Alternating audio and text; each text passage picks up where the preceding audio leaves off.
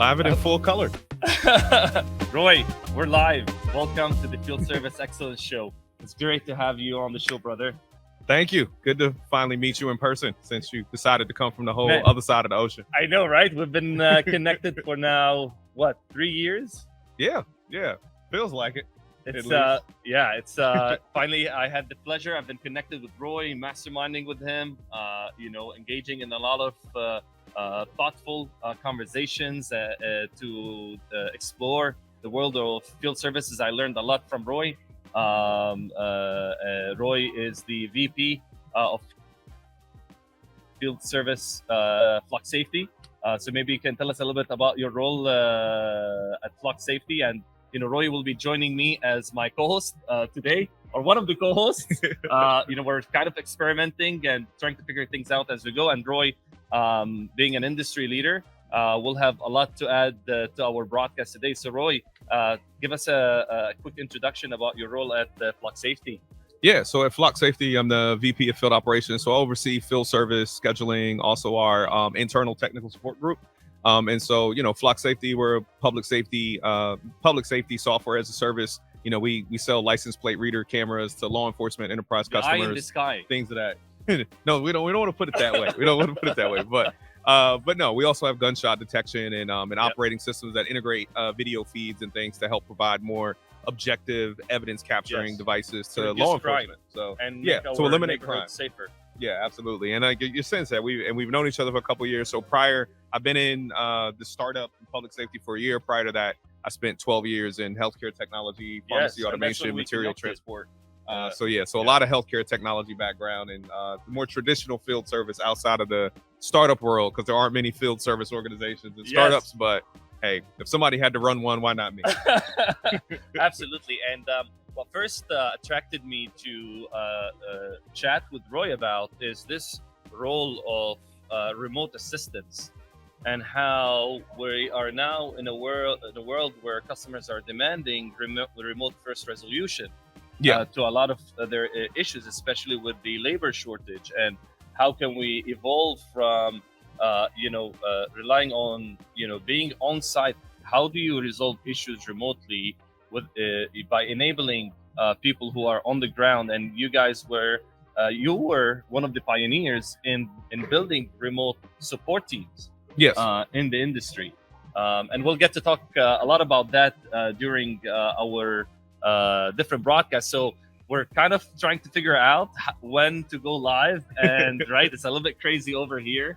So right now we're in a big expo with all the exhibitors and sponsors. Now officially the expo opens up at 3:40. At 3:40. Pacific so we're time. Cheating. So we sneaked into the expo to be able to go live. But everyone right now are in sessions. Yes. So there's a lot of sessions happening right now. Can you give us lay of the ground of how this conference works? You're the pro here. This is my first time. It's probably, I don't know, it's maybe my 6th or 7th year here, probably the 6th as a speaker. But no, I think the way the conference typically runs is that you got general sessions. So that's where we just came from, like kind of in the big kind of ballroom. And then it normally breaks into 3 tracks that are in like specific areas. And sometimes it might be workforce development on one track. It might be data and analytics, or like augmented reality and training tools in one. So right now I think they just split into the 3 tracks. So we've got like track A, track B, and track C. So people are either following one specific track or they're bouncing back and forth between the 2. So like I have a team of people here that are kind of tackling topics and going to discussions around or across the different tracks as well. So that's where everybody will be now until we get to the afternoon, and then it kind of brings everybody back at the end of the day. And today it'll be the kickoff in the expo, and like I think at this evening it's the 20th celebration, 20th anniversary, because this is the 20th year. Congratulations, of WBR. It's an awesome event. So round of applause. I don't know if there's good party music.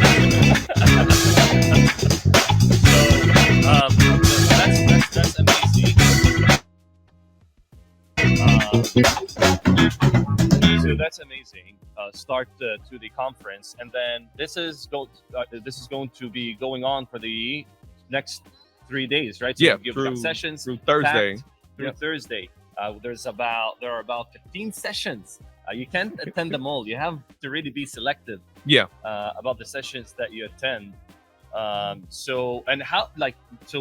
What objectives, Roy, do you typically come to Field Service USA for? Like, what are you trying? What answers are you looking for? And like, how do you think about getting the most out of a conference like this? Yeah, I think for me, it's like, like one, especially when you come with a team, you want to have everybody on the team to have like an objective.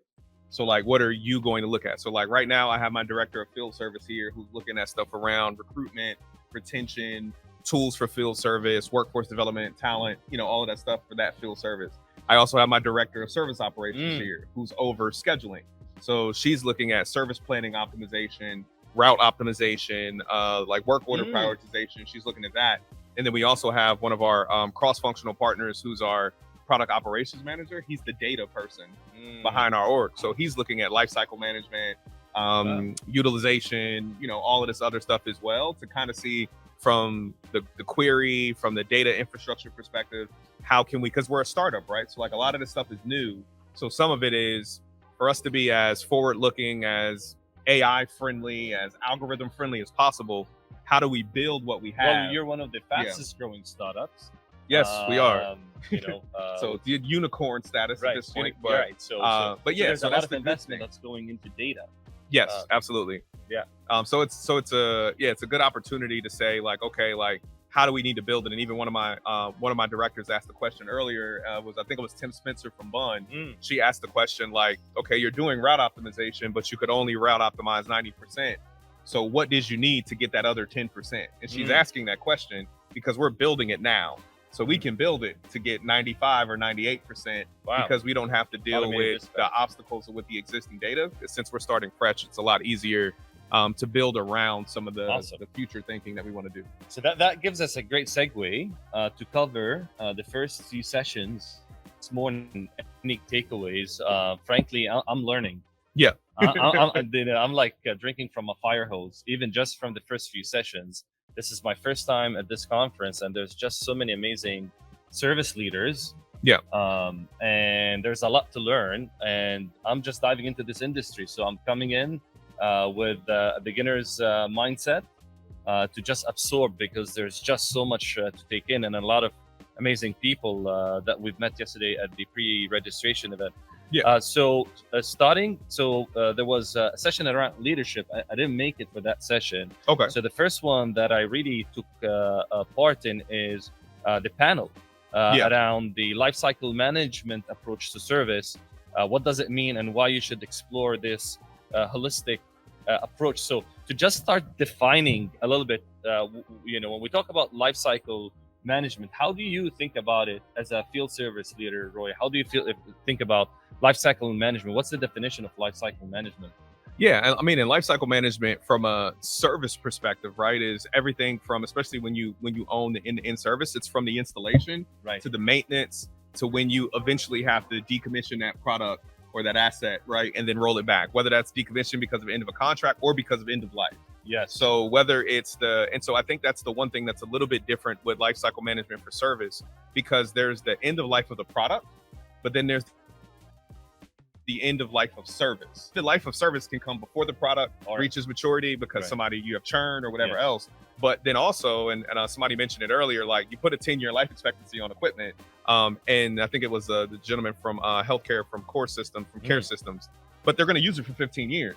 So I've got to have a service plan from the expected end of useful life at 10 through 15. So it's really like, what is that life expectancy for service? And then we also have to, in service, account for how do we transition customers who have hardware that's end of life, but then there has to be a transition process with that service at the end of life. So how do I get you those 2 or 3 years of the capital cycle so that you can actually purchase the new equipment and then transition from there? So I think that's the one difference for us from an engineering perspective. Once you stop making a product, that's it. You don't have to worry about it. It's a little bit of backward support. You do a notification for sunsetting and that's it. But from service, this stuff exists. We still need parts. We still got to run trouble calls. We still have to train technicians. So we've got to understand that from a service perspective. And then they were talking about how do you bring the product development life cycle and bridge it to the service life cycle, Yeah. right? And then bridge it to the disposal. Like, how do you go from raw materials Yeah. to manufacture the machine, then sell the machine, then service the machine, then maximize its use, and then dispose it. Yeah. Right? It's that entire life cycle. So how do you approach it in a holistic way? And it was an amazing panel, and we had Terry Young, the CEO of P3 Services, Stuart Werner, the VP of Technical Service from Dakin, North America. Yeah. Jayton, who is the GM at Carestream. Rob Meredith has some great insights around data. I'll be looking forward to having Rob on the podcast, maybe in the next few days from Bolt Data. Nikin brought a lot of AI and technology to the conversation, so it was a very great addition. And so, really, so let's get into any takeaways from you. Did you attend that session? Yeah. So okay. I was at the panel, and no, I think it was a good conversation, right? They talked about like the data silos, and like and then Nikin brought up a good point from Neuron 7. It's like bridging, like how AI allows you to bridge that gap, because the one thing is there's a bunch of data no one really wants to own. How do you process it? Right. Who owns it? Who's sorting through it? Who's cleaning it? But when you have an AI tool that can pull in those disparate data sources and then give you some context or some action out of that information, I think it's really helpful. And so, like you said, because lifecycle management, you just mentioned it, it's supply chain, it's engineering, it's sales, it's inside sales, it's a service organization. It's the whole organization, yes. and we all suffer with silos in those different points, but that really helps us bridge it together. And that's where Rob jumped in and introduced this really great concept, or how to think about data, and asset data specifically. Like asset data is business data. Yeah. So, and what do you mean by that? So, like, this data can be leveraged at the organization level to be used cross-functionally. Like, for instance, you can trigger a sales outreach by the account executive when a machine needs to be replaced, and you can automate that. Yeah. How amazing is that? Any cross-sell, upsell, marketing. Yeah. You can trigger, customer service check-in just before, when there are failure points. Yeah. So you can trigger it when you need to dispose it, and you can be more proactive in your after service experience. So it's, how do you think about your asset data as business data that can be leverage across the entire function? We're in a unique space at Flock, right? Because we're a software based, we're a SaaS company, but we're hardware based. So we talk a lot about assets because we own all of our technology that's out in the field. Like, it's all ours. Like, we don't sell anything to customers. We're essentially SaaS based, but it's technology as a service. So it's a hardware behind it that our license plate camera readers, our gunshot detection systems. So we talk about assets more at my current company than I have ever talked about assets before, because we own everything, right? So to your point, like the health of a device, how it's performing, the age of it, the data utilization, the cloud services, the latency rate, like there's so much that literally our entire business drives around the performance of individual assets and trying to maximize it and optimize on that as well. And then so the theme from that across all the panelists, really, the theme that came through is really the goal of looking holistically at the life cycle of an asset, is because you want to extend that life cycle, right, of the asset using data, and by partnering with the customer. So how does a manufacturer gets data about a new equipment they just rolled out to the market through a distribution of buying groups and dealers and reps and service companies, right? And then as their machines get put into work, how do you get that data back to the manufacturer and close that loop, right? So you can start understanding what is the shelf life. How do we collect all of this data and equipment? And now, with the introduction of IoT and all of that, that's enhancing our capability to manage assets across the entire life cycle. But there's also data partnerships. That needs to happen across all of these stakeholders, so that we can break down those data cycles, and that's silos rather. This is where you're saying a tool like Quant or Neuron 7 or can bring down those walls of silos. Yeah, and I think Nikin was the one that referred to it as dark data. Right. Yes, So like you said, dark like data, you've got yes. all of this service history information out there Yes. on, chillers, refrigerators, HVAC Right. systems that the manufacturer may not even have. So there's data available. So, but, and again, because even if they did have it, they don't have the resources to look through tens of thousands or millions of service cases across their customer base. So that's so in that lifecycle management, like a lot of the information is available now because we're in a more digital age, right? These aren't paper work orders. They're digital work orders that are fields that are in databases that can be searched. But it's elevating that, or kind of pulling that dark data, shining a light on it and saying what insight can we gain from a life cycle perspective with the information that we have across groups, right? Whether it's the manufacturer, the service provider, the end user, like how do we pull all of that data in to have a better understanding of what the end-to-end life cycle, like the story is of that piece of equipment or that solution for a particular customer. Yeah, heady stuff. To be honest, I'm taking it in. And then Jayton talked about how really we want to enable service organizations in how we're meeting the customer outcome. Like SLAs are now. He was saying that SLAs are table stakes. Yeah. How do we go beyond the SLAs and enable the customer outcome?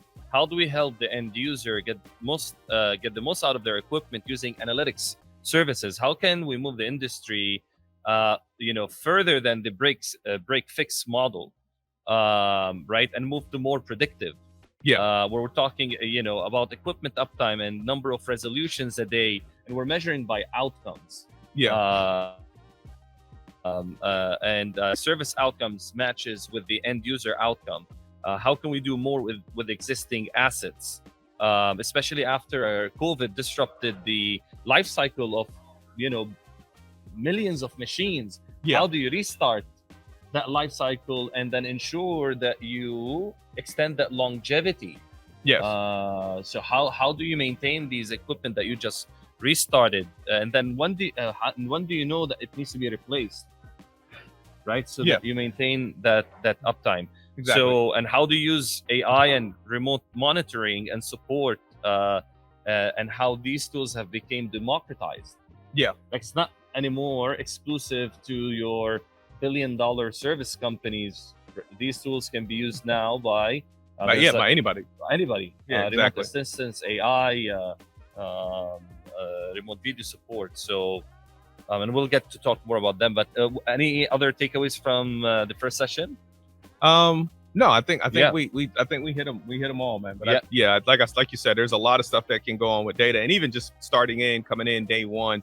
I think that was a heavy panel. I think the moderator was like, man, there's a lot of weight on that panel. So I think it was a really good discussion and kind of like started the day in the right direction. I love it. Then we had the next keynote by Darren Elmore from New Zealand. He came all the way from New Zealand. I came from the Philippines. Rowan came all the way from Australia, and Roy came from North Carolina. So had a short trip compared to the rest of the group. Exactly. But yeah. So it's amazing. This is what's so great about these kind of conferences, right? It's a melting pot of the entire industry. I mean, field services is a wide industry. Yeah. So we have a lot of we've spent a lot of time in commercial food equipment, HVAC, solar, personal health devices. So we don't have like a 360 view of field services, but now talking to you, right? Yeah. In security, talking to other people in energy, you see just it's a very diverse group and such a rich conversation. And typically the biggest breakthroughs I learned in business, they don't typically come from your industry. Yeah. Like you're not going to win more market share by doing the same thing that everyone else is doing. Correct. Absolutely. How do you look outside of your industry for patterns, for first principles, and then adapt them to your industry so you can differentiate yourself?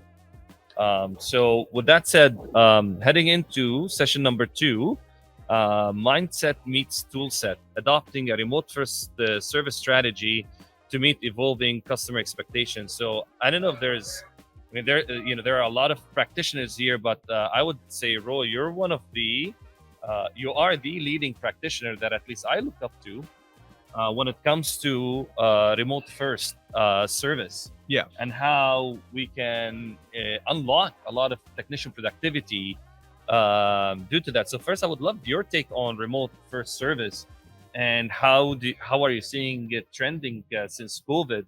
And then I'll rattle out some really great results that Darren had achieved with remote first service strategy.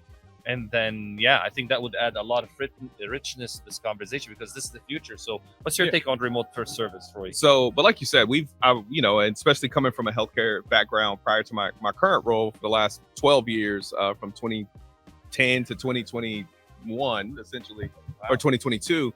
The thing about remote first for us, it became a necessity because we were dealing with critical equipment in a healthcare space that you needed to be up.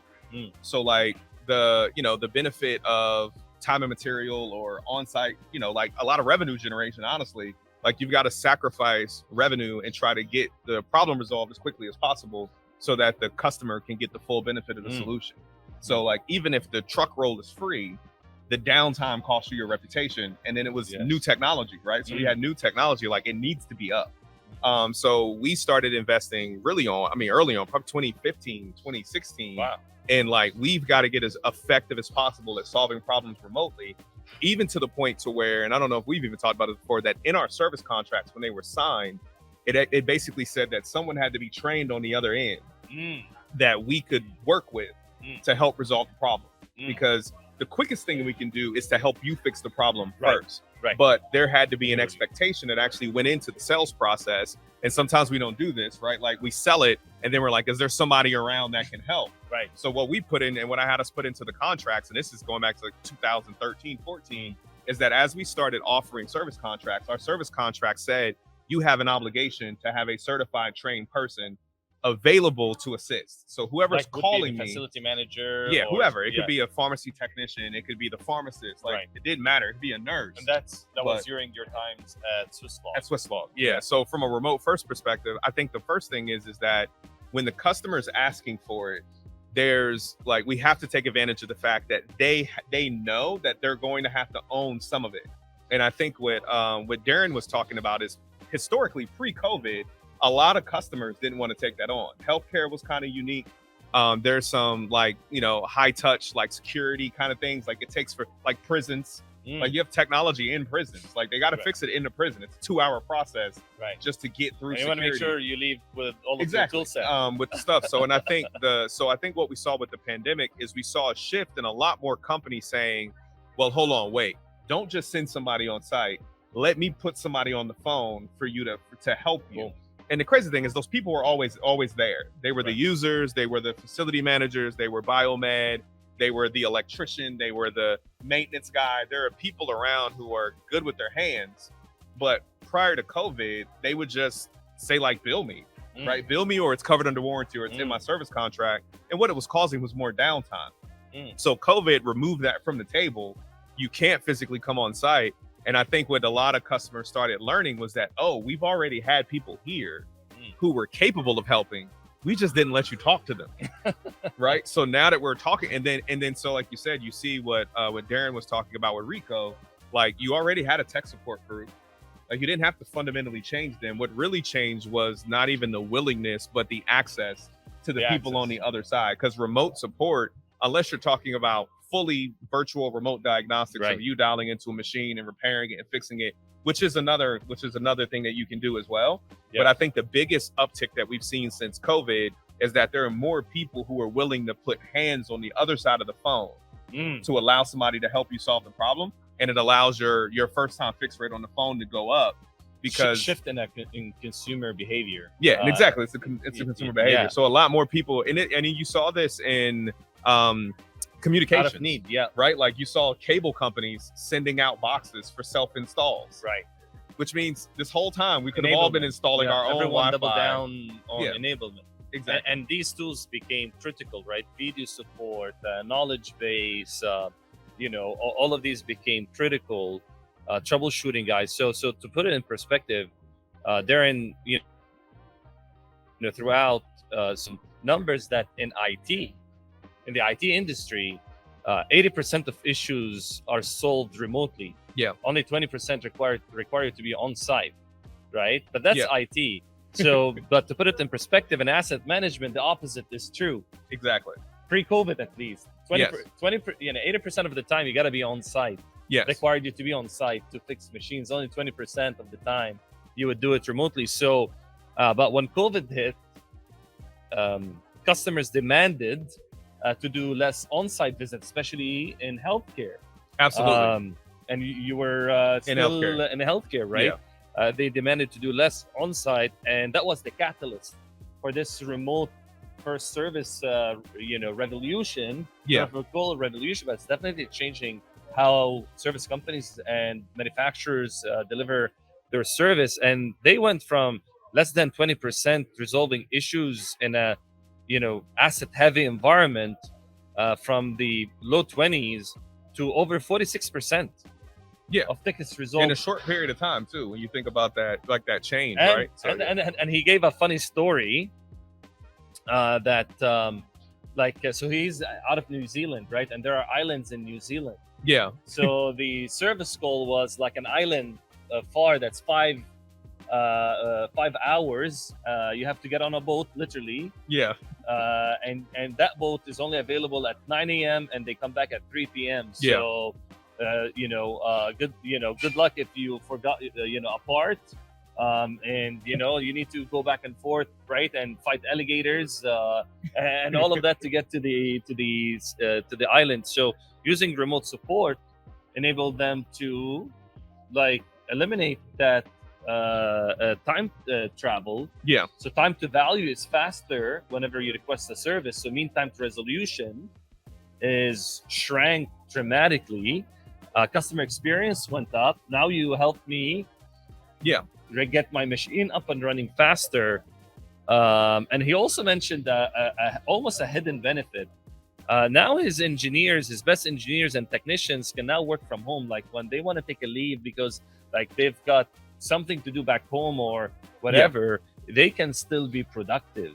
Absolutely. And for those who are going, maybe they're a little bit, the older generation, and they can't bend their knees anymore, and he's able to keep them productive, and make use of that knowledge. So, and it saved them a ton of money. Or not a ton of money. There were a lot of savings on greenhouse emissions for not traveling a ton, because they were able to cut a lot of travel. Yeah, and get things done. And because he had mentioned for every 1%, right, that you have that increase in remote resolution, he was like, it was $100,000 savings. Wow. So can you repeat that for me, because so every 1% increase remote resolution, it was $100,000 in savings. And so it's funny you mentioned that anecdote, because that's exactly what we did at my former company. I would call it tech support is where I retired my technicians. Right. So when you're done traveling, you're done being on the road, that's fine. Cool. Work from home until your wife or husband tells you don't need to work anymore. and it wasn't even a reduction, because to your point, that's one of the reasons as an organization we had an 87% first time fix rate remotely. Wow. Because I had hundreds of years of experience in tech support. But even though I had people who were new, the new people got to learn from somebody with 25, 27 years of experience. And even to your point, even with temporary stuff, if somebody had to have shoulder surgery, if somebody had to have back surgery or knee surgery, or was even, coming back from maternity leave or paternity leave, where they just couldn't be out in the field, we would absorb them into technical support for a period of time. And then the other thing that was really cool is that every time we did that, we also learned something new, right? So whenever you bring somebody fresh out the field into tech support, they're like, oh, you're missing this. You didn't see that. So also having that kind of pattern of every once in a while, we're going to cycle a fresh set of eyes that knows the technology, but doesn't see the administration behind the scenes. They don't see the ticketing. They don't see all of that other stuff. And it always kind of almost creates a natural influx of innovation based on the process, where somebody's like, this is dumb. Why are we doing this? But because people get comfortable, right? But then also the technology is changing, the customers are changing. Yep. So maybe there's new IT requirements or new things that a tech that's been in the field sees that we may not have run into in tech support yet. So, but I completely agree. And it's definitely a value add that you can't I mean, you can put dollar amounts on it, but just seeing the result, and then also people knowing that, I've been traveling, I've been working, I've been in the field, that you're not just going to discard them. Like if they run into a medical issue, if they can't travel as much because of their family, knowing that there's an opportunity to retain them also helps with the overall retention within the organization as well. Amazing takeaways. I think we're going to probably do a whole series with you, Roy, at some point. So I'm putting you on the spot. On the record. On the record, that we will be doing a whole series around remote support. Yeah. And how can you start thinking about building the capability, and what are some of the obstacles that you might bump into? How do you go from, we've never done remote, right, to like, how do you even start thinking about it? And we can do some really great hands-on series inside the field service excellence community. Amazing. So you bring the expertise in this industry, and that's what I really appreciate about you. You have a lot of breadth across many things, and I think you represent a lot of the folks that attend this event, right? A lot of them are field service leaders, in similar roles at other companies. So I think you add a ton of value here. The next session was with Tim Spencer. Tim is the Senior VP and General Manager of Service Operations at Bun. Bun, by the way, they're a market leader, especially in coffee machines. They have like 70% of the coffee machine market share. In the country. I don't even drink coffee, and I know who Bun is. Yeah, so that lets you know. Right. Yeah. So Tim has been in the industry for over 40 years. So he's has wealth of experience, and one of the folks that I look up to, and I consider him a mentor of mine, Roger Smeltzer. He speaks highly of Tim and his experience because he's always an innovator.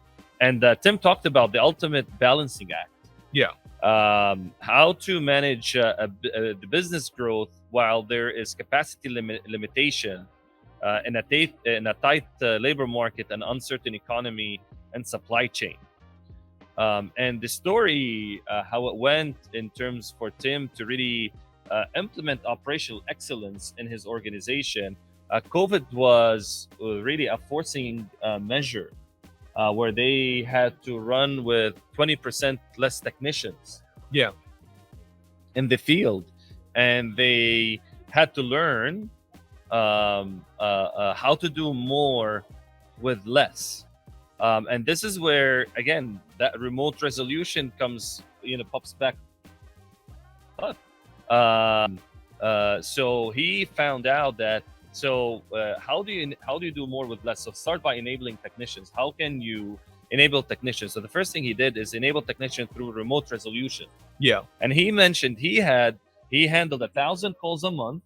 You would have 1,000 technicians calling support every month, and 100% of there was 100% remote resolution when they used remote tools, like he mentioned, Help Lightning. What's your experience in using remote video support? Have you used it at Swisslog? Are you using it in Flux Safety? Have you used the video support tools? Do you use video support tools in your operation? So previous life we used Rescue Lens, which is similar to Help Lightning, kind of an AR, kind of draw on the screen remote assistance tool. We use that for our technicians and for the end user customers. We sell video cameras. So we kind of use our own cameras when we're on site, right? Because when it's like, whether or not the image is blurry, like what the issue is. So most of our troubleshooting, like even when our technicians are on the job site, they're using a live connection to our cameras to validate from that perspective as well. So, but yeah, we've definitely used it, and especially in some of the more restrictive areas. So like I talked about prisons. So one of the things that we had was, from a healthcare perspective, we had automated pill dispensers in correction facilities.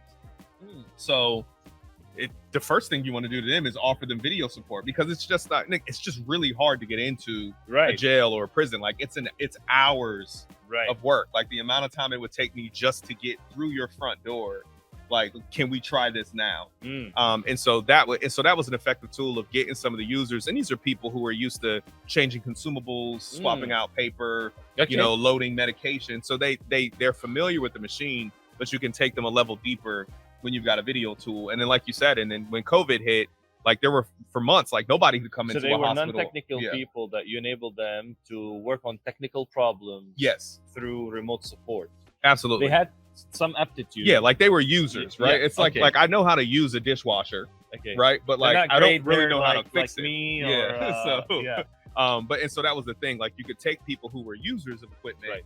and make them almost like first line support, troubleshooting it, because you understand enough of it that I can describe something to you and you can pick it up. And that's at the heart of Tim Spencer's message. Yeah.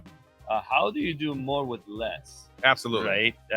And I love that line of thinking, Roy, because if you can't if you can't hire more technicians, create them or enable people to become, you don't with using AI tools and remote support and knowledge base, you don't need to have the experience anymore.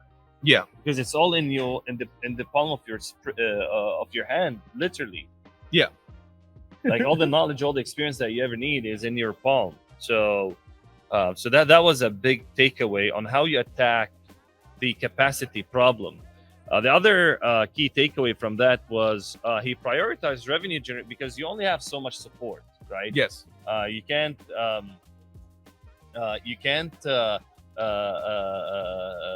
have 1-to-1 ratio for every technician. You can be on the whole day with them over the phone. Yep.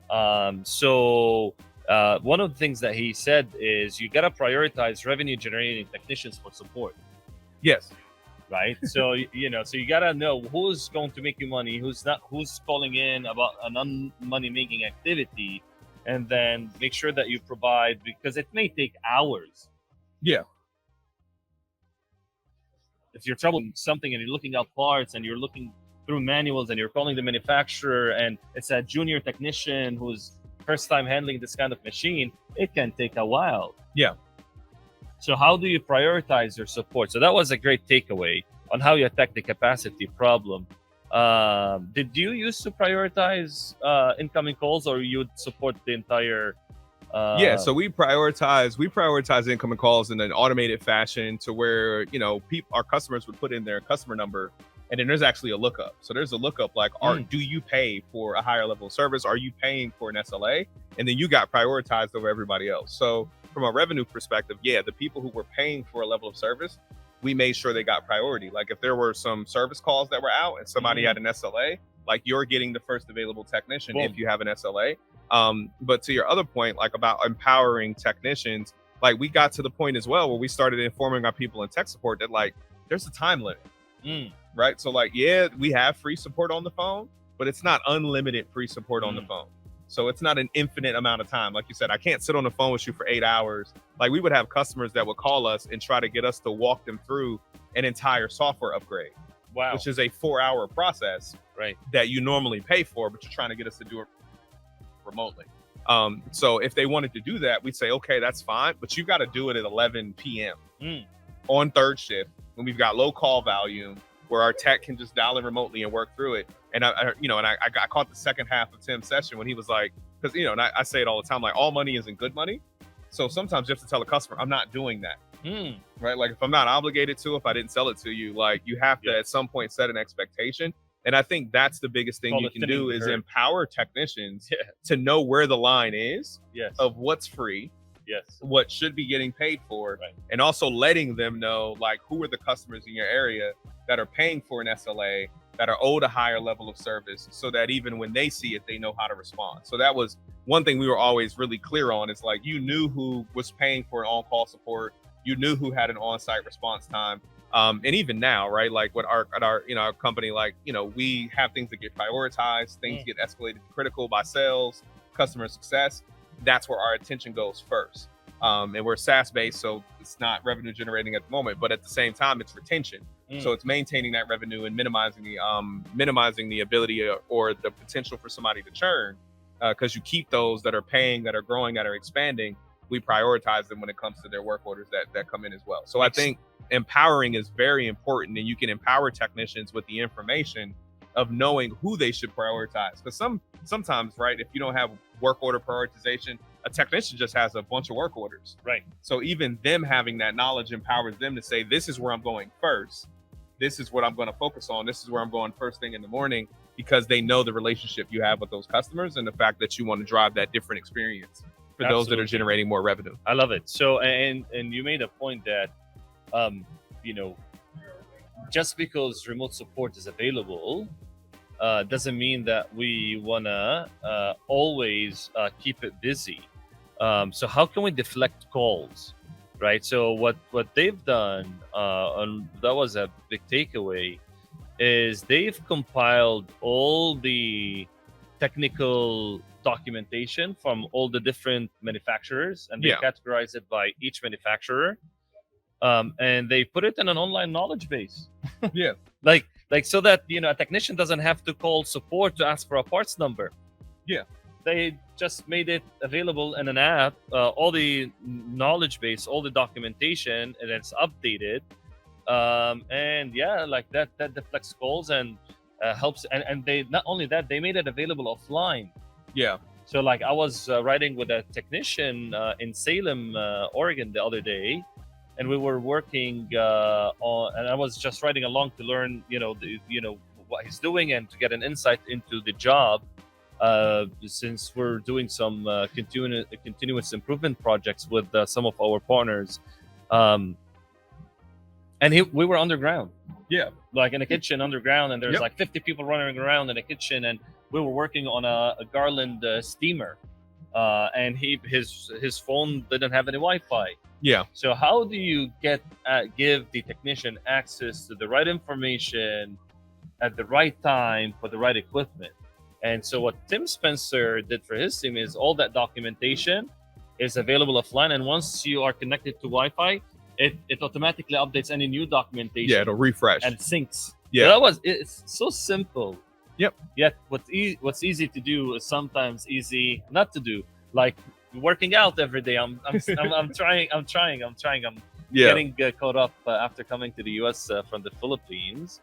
I'm now starting to get back on track with my exercises, but knowledge base, any key takeaways around knowledge base? Yeah, I think, like you said, I think it's just simplify it. Like it doesn't have to, we overthink things sometimes as leaders, right? And same thing, like from a healthcare perspective, you have mechanical spaces, you had basements, you had mezzanines, you had sub basements, like in New York, like this is 3 layers below the ground. Like there's no reception down there. There's no Wi-Fi down there. There's no need for it to be there. So you just had to get, you had to simplify it. So some of it was like, what documentation can we put in a PDF format that's compressed? That's not like 400 megabytes that takes a day to download. Because what do they need from this document? Right? Like what they need is the troubleshooting guide, but I've got to download the whole 700-page document to get the troubleshooting guide. Just make the troubleshooting guide another document.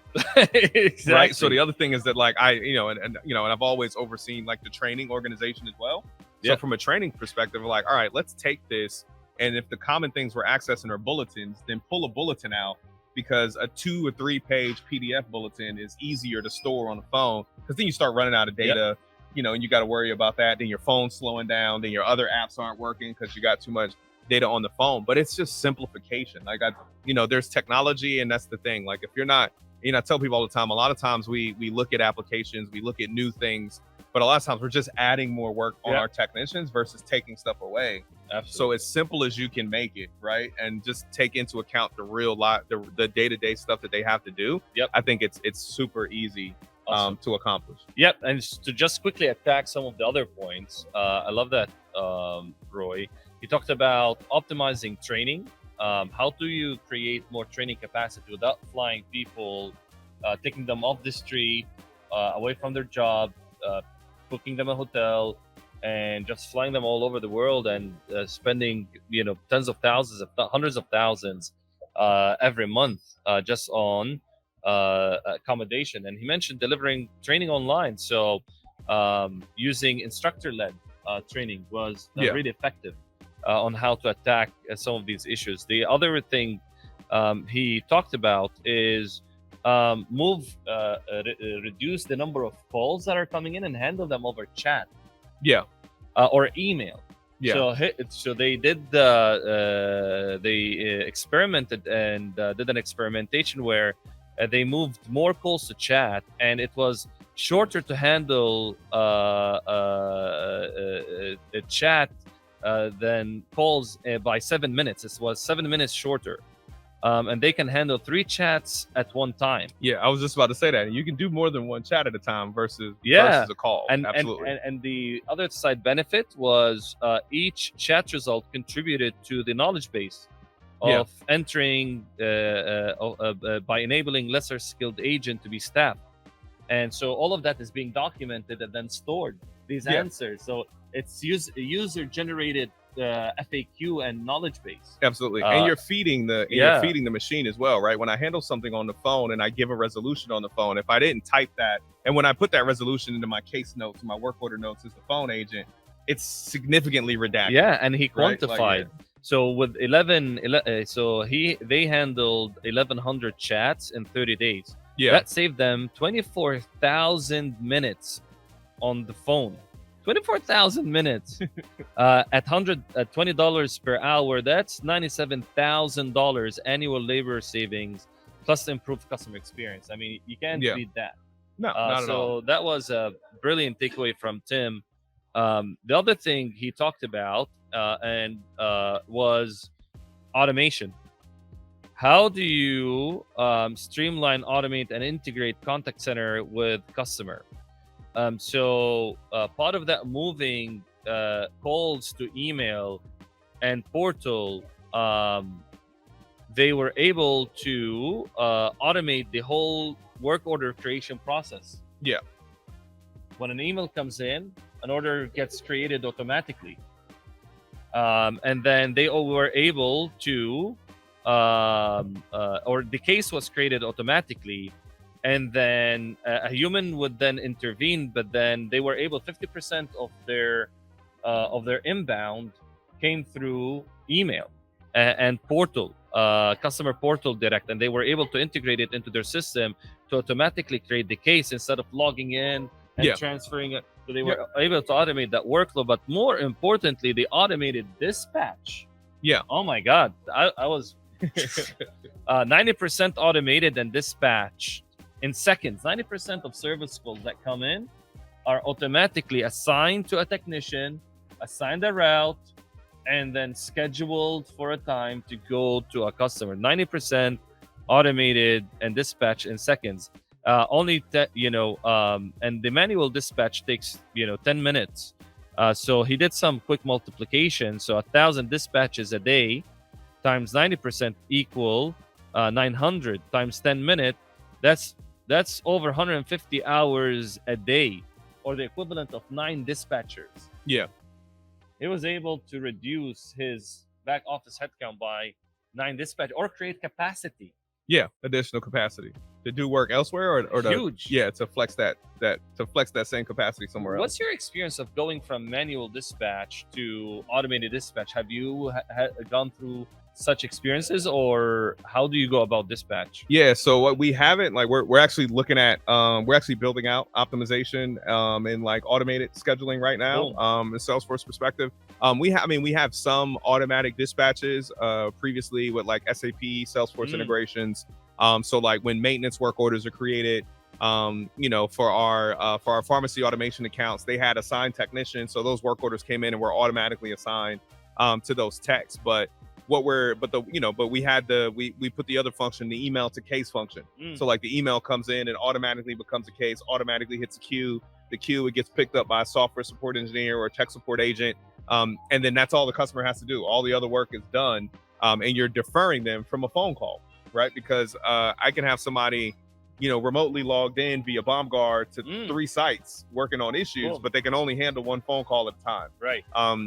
So the more that you can push to self-service or like, omni-channel, right? If I can get you to self-service, or if I can get you off the phone so that I can help multiple people, it's definitely helpful when especially when you have remote access. So it's, I could see a lot of similarities, but the automated dispatch, and I told you, like, my director of service operations was the one that asked him the question.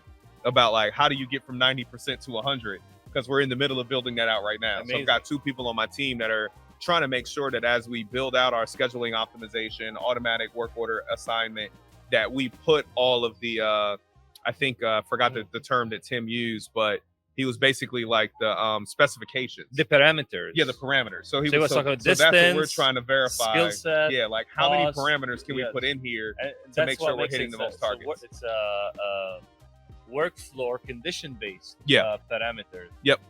And you have to build them all from ground up, right? Yeah, and sometimes that's a good thing to be able to build from scratch, right? Because then it's like, all right, and then so we've got some data, but if there's a parameter that would give us a little bit more, like a higher to get us beyond that 90%, like we can put that parameter in place now, right? Because and we're it's still iterative, building, right? So you put a control phase in there. If you're following the DMAC framework in Lean Six Sigma, yeah, right? So that's the control, right? So you implement your initial automated dispatch, maybe 40% accurate. Yeah. Right. So, but you then take out the log of all of the dispatches with an error, or that you couldn't dispatch, right? And then you work back and you condition it, this, then this.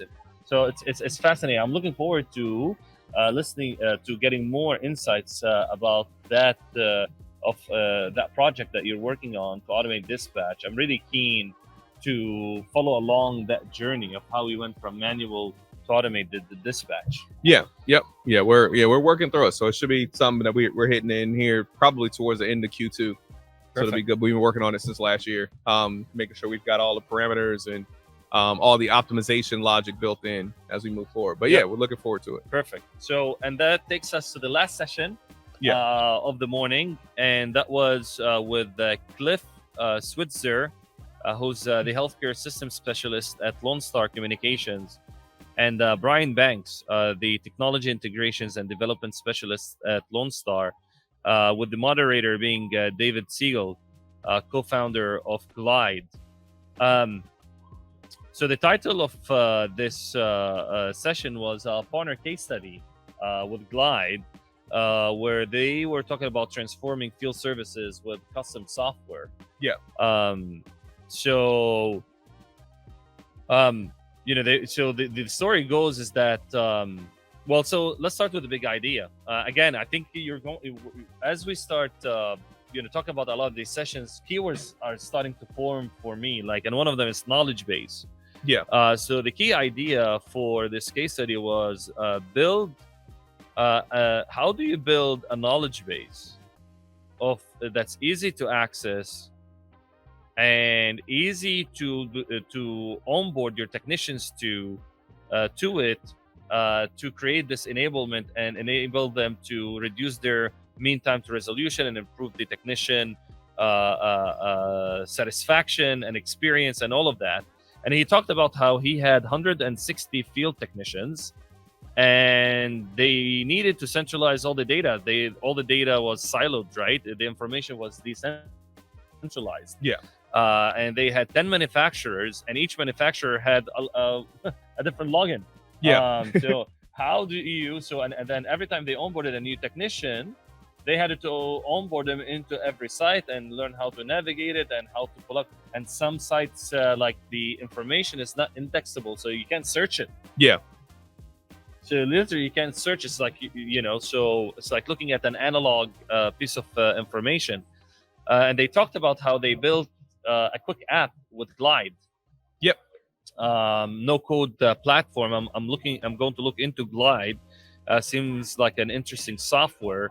And they built basically a knowledge base library and gave it access to the technician, and it just turned around the situation. What's your experience getting technology into the hands of technicians? Like, how hard is it to get technicians to adopt something that wholeheartedly it will change your life? Please give it a shot. How do you get them to adopt new technology, Roy? Yeah, I think it's I think a lot of times we buy solutions, and I've always said this to product management solutions managers, but we need to make sure that we clearly identify the problem. Yep. So I think sometimes you can get sold the solution right when you don't understand the problem.